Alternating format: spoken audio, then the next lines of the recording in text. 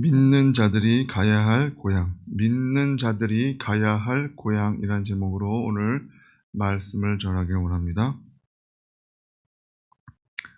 제가 본문 말씀을 다시 한번 보겠습니다. 눈으로 따라와 주시기 바랍니다. 야곱이 또 가로되 나의 조부 아브라함의 하나님, 나의 아버지 이삭의 하나님 여호와여, 주께서 전에 내게 명하시기를 내 고향, 내 족속에게로 돌아가라. 내가 내게 은혜를 베풀리라 하셨나이다. 나는 주께서 주의 종에게 베푸신 모든 은총과 모든 진리를 조금이라도 감당할 수 없사오나 내가 내 지팡이만 가지고 이 요단을 건넜더니 지금은 2때나 이루었나이다. 아멘.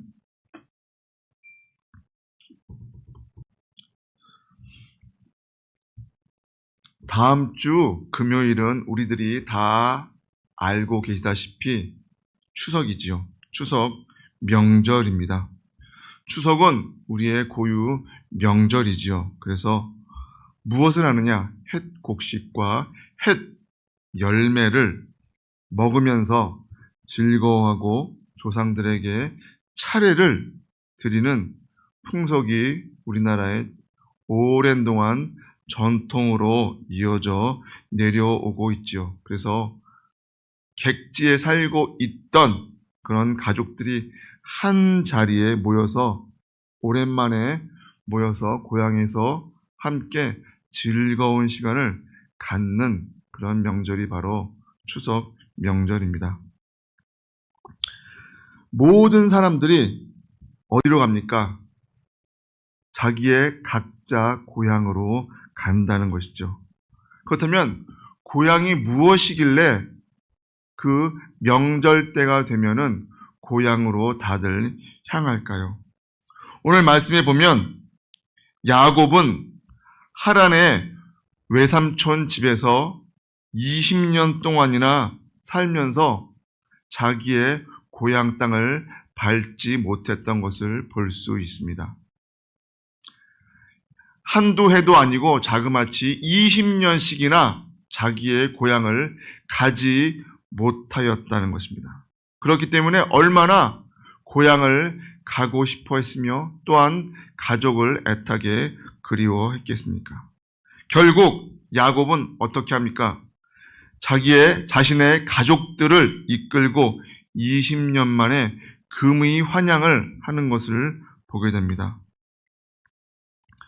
많은 사람들이 고향을 그리워하는 이유 중에 하나는 아마도 고향이 어머니의 품과 같은 그러한 장소라고 여겨지기 때문인 것 같습니다. 오늘 본문 우리들이 함께 보았던 창세기 32장 9절의 말씀은 야곱의 기도입니다. 야곱은 형의 장자권, 형 에서의 장자권을 빼앗음으로 인해서 그 형의 노여움을 사게 되었죠. 그리고 그는 자신이 태어난 그 고향에서 살지 못하고 어쩔 수 없이 외삼촌 집에 가서 고생을 하다가 20년 만에 다시 고향으로 돌아오며 기도하는 내용입니다. 야곱이 가족 70명이 다시 그 땅으로 돌아왔습니다. 그리고 나서 그 야곱의 가족 70여 명이 다시 애굽으로 이사를 갔었죠. 그리고 430여 년 만에 그 애굽에서 이집트에서 출애굽을 했던 가나안 땅으로 대이동을 했을 때 자그마치 인구가 몇 명인지 아십니까? 70명이 갔던 그 가족이 430년이 지나서는 남자 장정만 60만 3,550명이었습니다. 민수기 1장 46절에 정확히 나오고 있는 것이죠. 뭐라고요? 남자들만 자그마치 60만 이상이 나왔다는 것입니다. 그렇다면 대략 그 가족을 곱해버리면 어떻게 됩니까? 보통 4로 곱해버리는데 아마도 240여만 명 되지 않나 그렇게 추측되어지죠. 그리고 그들이 다시 애굽에서 자신들의 본향, 고향인 가나안 이스라엘 땅으로 민족의 대이동을 하게 되었다는 것입니다. 그런데 이스라엘 민족만 고향이 있는 것이 아니죠. 우리 믿는 우리들도 꼭 찾아야 할 고향이 있다는 것입니다. 바로 어디일까요? 천국이라는 것입니다. 오늘은 이제 다음 주가 추석인데 추석 명절을 맞이해서 모든 사람들이 고향을 그리워하고 고향을 찾는 마음으로 고향을 향해 가듯이 우리의 영원한 고향이라고 할 수 있는 천국을 바라보고 천국을 사모하면서 천국에 가려면 어떻게 해야 할 것인가 한번 생각해 보기를 원합니다. 사도 바울은 빌립보서의 3장 20절에 이렇게 말씀하십니다. 그러나 우리의 시민권은 하늘에 있는지라 거기로부터 구원하는 자 곧 주 예수 그리스도를 기다리노니 그는 만물을 자기에게 복종하게 하실 수 있는 자의 역사로 우리의 낮은 몸을 자기 영광의 몸의 형체와 같이 변하게 하시리라. 그렇게 말씀하셨습니다. 인간은 누구나 고향을 사모하고 그리워하는 마음이 있듯이 우리의 영혼도 역시 영원한 천국을 사모하고 있다는 것이죠. 그러므로 우리 믿는 자들이 사모해야 할 곳은 영원한 안식처인 영원한 우리의 고향이라고 할 수 있는 하늘나라, 천국이라고 말할 수 있습니다.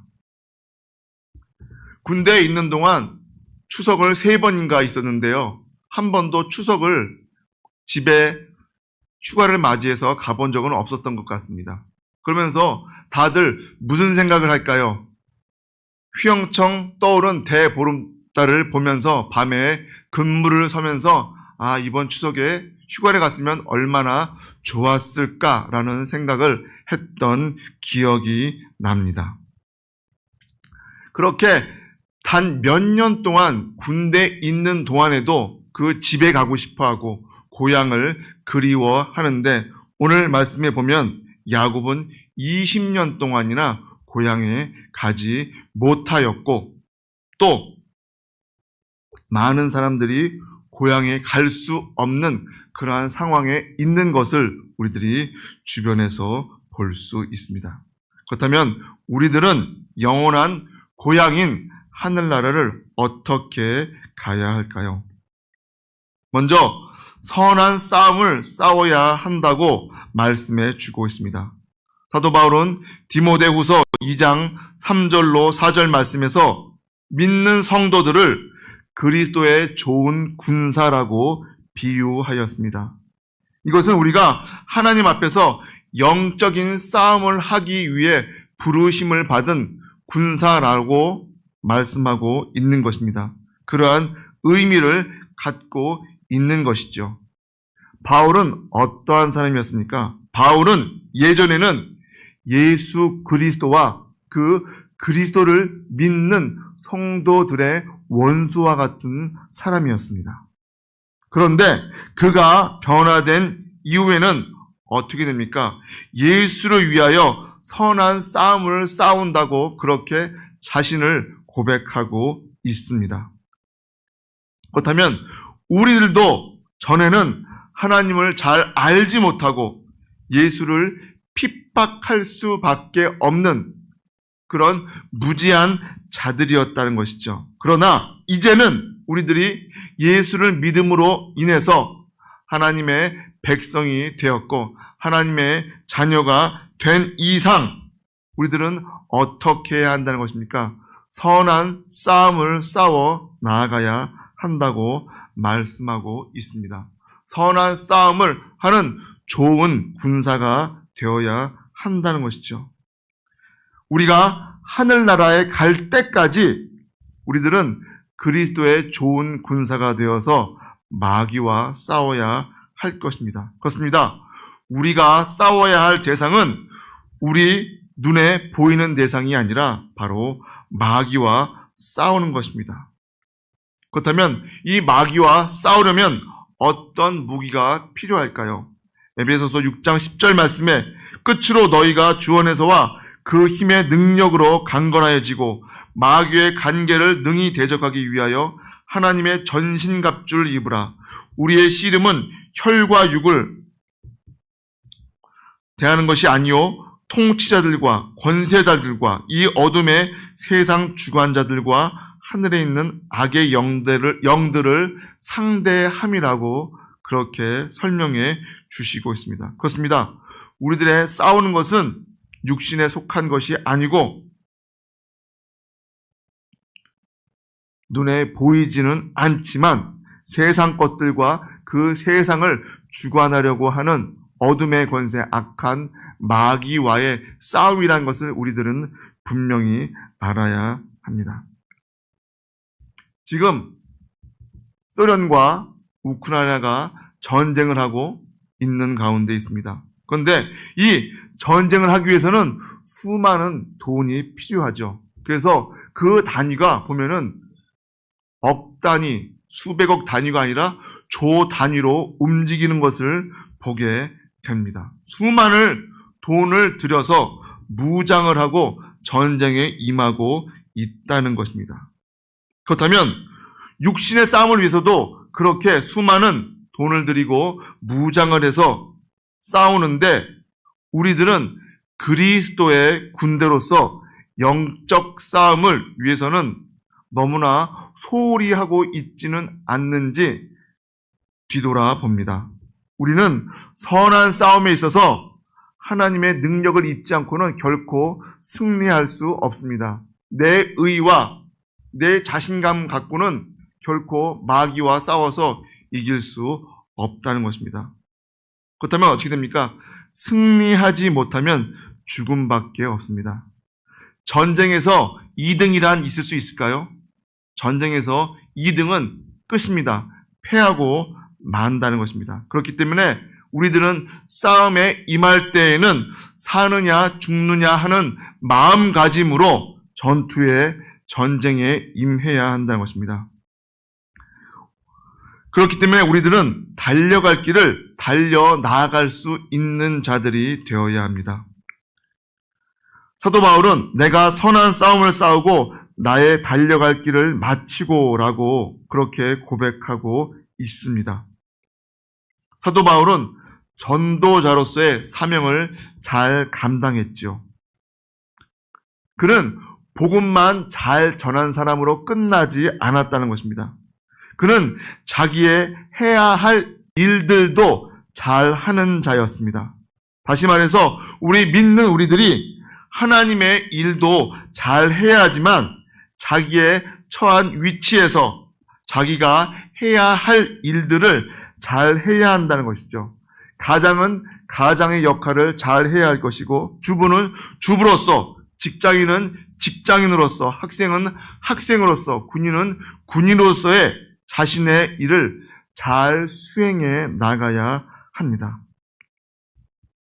그렇다면 우리들은 교회에서는 또한 성도로서 교회에 나오고 예배를 드리고 있죠. 그렇다면 성도로서도 해야 할 일을 잘 해야 한다는 것입니다. 이 세상이 아무리 그 죄악이 꽉 차 있는 폐역한 상태라 할지라도 우리 믿는 우리들은 하나님이 우리들에게 주신 그 복된 시간, 그 귀한 시간을 헛되이 보내서는 안 된다는 것입니다. 그렇게 사도 바울은 나의 달려갈 길, 곧 주 예수께 받은 사명을 위해서 최선을 다한다고 고백하고 있습니다. 예전에도 한번 제가 말씀드린 것 같은데요. 제 친구 중에 공부도 잘하고 똑똑하고 정말 언어가 하나 부럽지 않은 그러한 친구들이 있음에도 불구하고 그들이 저보다 더 빨리 갑자기 세상을 뜬 걸 볼 때마다 저렇게 좋은 의사가, 저렇게 좋은 학자가 더 많은 사람들을 위해서 더 봉사할 수 있는데 왜 어떻게 저렇게 쉽게 빨리 갈 수 있으며 또 나는 그에 비해서 정말 보잘것없는 존재처럼 느껴짐에도 불구하고 우리 하나님께서 나를 왜 이렇게 살게 해 주시는가에 대해서 저는 가끔씩 생각해 보게 됩니다. 그럴 때마다 이것은 하나님이 나에게 주신 귀한 시간, 귀한 선물이기에 그 시간을 바르게 하나님이 원하시는 가운데 바르게 선용할 수 있는 자로 살기를 생각하고 그렇게 결심하게 된다는 것이죠. 정말 우리보다 더 훌륭하고 많이 배우고 똑똑하고 좋은 친구들이 있지만 그들이 왜 나보다 더 빨리 가고 보잘것없는 내가 이렇게 살고 있는지에 대해서 우리들이 생각해 보고 또 나에게 허락된 그 시간에 대해서 그저 허랑방탕하게 게임이나 하고 전화기나 바라보고 TV나 바라보면서 시간을 허비해서는 안 된다는 것입니다. 그리고 마지막으로 우리가 우리의 영적 고향인 하늘나라를 유업으로 얻기 위해서는 믿음을 끝까지 지켜야 한다고 말씀해 주시고 있습니다. 이제후로는 나를 위하여 의의 멸관이 예비되었으므로 주 곧 의로우신 재판장이 그날에 내게 주실 것이며 내게만 아니라 주의 나타나심을 사모하는 모든 자에게 하늘나라를 유업으로 허락해 주신다고 말씀하고 있습니다. 아무리 선한 싸움을 잘 싸우고 달려갈 길을 마친다 할지라도 끝까지 그 믿음을 지키지 못한다면 하늘나라의 유업을 받을 수가 없다는 것이죠. 마태복음 24장 13절에 그러나 끝까지 견디는 자는 구원을 얻으리라. 마가복음 13장 13절에 또 너희가 내 이름으로 말미암아 모든 사람에게 미움을 받을 것이나 끝까지 견디는 자는 구원을 받으리라. 우리 기독교의 역사를 보면 환난과 핍박이 가득 차 있었던 정말 피와 피의 복음이라고 할 수 있을 정도로 정말 믿는 자들에게 너무나 가혹하고 잔인한 일들이 많이 있었던 것을 볼 수 있습니다. 정말로 목숨이 다할 때까지 믿음을 지키다 순교한 분들도 많았지만 환난이나 핍박을 견디지 못하고 변절한 자들도 많이 있다는 것입니다. 그렇기에 우리들이 이 믿음을 끝까지 지켜서 하나님의 약속의 복을 받는 우리들이 되어야 한다는 것이죠. 히브리서 11장 6절에 믿음이 없이는 하나님을 기쁘시게 하지 못하나니 하나님께 나아가는 자는 반드시 그가 계신 것과 또한 그가 자기를 찾는 자들에게 상 주시는 이심을 믿어야 할지니라. 하나님을 기쁘시게 하자 우리 교회 표이죠. 바로 히브리서 11장 6절 말씀입니다. 그렇습니다. 하나님을 기쁘시게 하는 것은요, 믿지 않는 자가 결단코 할 수 없는 일입니다. 그렇다면 누가 할 수 있는 일입니까? 바로 믿는 우리들이 오직 할 수 있는 일이라는 것이죠. 믿음이 없이는 하나님을 기쁘시게 할 수 없다고 분명히 말씀해 주시고 있습니다. 우리에게 이 믿음을 허락해 주신 하나님께 감사하면서 끝까지 믿음을 지키는 자들이 되어야 할 것입니다. 이번 추석에도 마귀들은 우리들을 시험할 것입니다. 친척들을 만나거나 또 오랜만에 많은 지인들을 만나면서 이런저런 자리에 가다 보면 믿는 자로서의 그 믿음을 혹은 그 마음은 흔들게 하는 일들이 나타나게 된다는 것이죠. 결코 그러한 일에 우리들이 휩싸이고 흔들려서는 안 될 것입니다. 초대교회 성도들은 정말 죽음을 당하면서까지 그 믿음을 지켰던 것을 우리들이 잘 알고 있습니다. 그런데 우리들은 어떻습니까? 너무나 쉽게 믿음을 배반하고 믿는 자로서의 그 모습을 보이지 못할 때가 있다는 것입니다.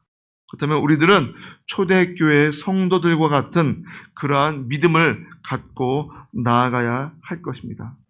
아마 다음 주 오늘쯤이면 수많은 사람들이 자기의 고향에 내려가기 위해서 이동을 하고 있을 것입니다. 그렇다면 우리들은 우리의 고향인 하나님 나라를 바라보아야 할 것입니다. 더 나은 본향, 즉 하나님 나라를 사모하는 우리들이 되어야 할 것입니다. 하나님은 사모하는 영혼에게 만족을 주시며 줄인 영혼에게 좋은 곳으로 채워주신다고 시편 107편 9절의 말씀에 주시고 있습니다. 우리가 돌아가야 할 영원한 하늘나라, 그곳이 바로 우리가 가야 할 천국입니다.